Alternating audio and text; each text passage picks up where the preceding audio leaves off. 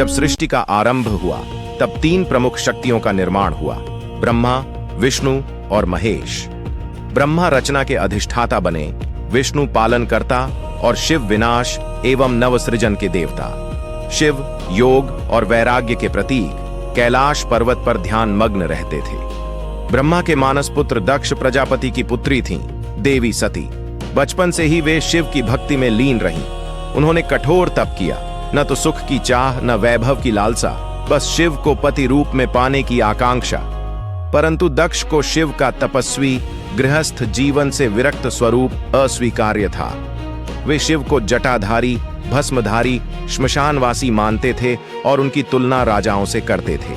फिर भी सती के आग्रह और ब्रह्मा के परामर्श से वह विवाह को बाध्य हुए।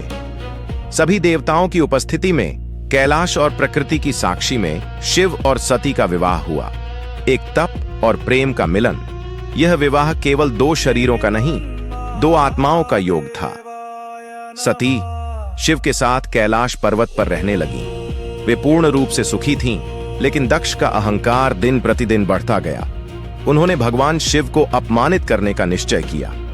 दक्ष ने एक भव्य यज्ञ का आयोजन किया और सभी देवताओं को आमंत्रित किया, परंतु शिव को नहीं। यह केवल अनदेखी नहीं थी, यह एक जानबूझकर किया गया अपमान था। जब सती को यज्ञ का समाचार मिला तो उन्होंने शिव से यज्ञ में जाने की अनुमति मांगी। शिव ने कहा, जहां आमंत्रण नहीं वहां आत्मसम्मान नहीं होता। लेकिन सती नहीं मानी। वे पिता के घर गईं, केवल प्रेम और सम्मान की आशा लिए। जब सती यज्ञ में पहुंची तो न उन्हें सम्मान मिला न शिव का नाम। दक्ष ने खुलेआम शिव का उपहास किया। यह सुनकर सती का अंतर्मन विदीर्ण हो गया। उन्होंने कहा, जिस शरीर ने शिव का अपमान सुना है उसे अब जीने का अधिकार नहीं, और वे यज्ञ की अग्नि में कूद गईं। जब यह समाचार शिव तक पहुंचा तो वे शोक से भर उठे। उनके तीसरे नेत्र से क्रोध फूट पड़ा। उन्होंने अपनी जटाओं से वीरभद्र और भद्रकाली को उत्पन्न किया और उन्हें यज्ञ स्थल नष्ट करने भेजा। वीरभद्र ने यज्ञ विध्वंस किया और दक्ष का सिर काट लिया। शिव सती के जले हुए शरीर को लेकर विक्षिप्त हो गए।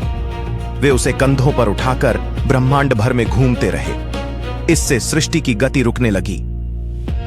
सृष्टि को संतुलित करने हेतु भगवान विष्णु ने अपने सुदर्शन चक्र से सती के शरीर को खंडित कर दिया। जहां जहां शरीर के अंग गिरे वहां वहां शक्ति पीठों का निर्माण हुआ। आज भी ये स्थान शक्ति उपासना के प्रमुख तीर्थ हैं। इसके बाद शिव फिर से समाधि में चले गए, मौन, शांत और शून्य। वर्षों बाद सती ने हिमवान की पुत्री पार्वती के रूप में जन्म लिया और पुनः शिव को पाने के लिए कठोर तप किया। पर वह एक और कथा है। शिव और सती की यह कथा प्रेम से कहीं अधिक है। यह त्याग, बलिदान, आत्मबल और आत्मसम्मान की अमर कहानी है। यह हमें सिखाती है कि प्रेम तब पूर्ण होता है जब वह आत्मा से जुड़ा हो, शरीरों से नहीं।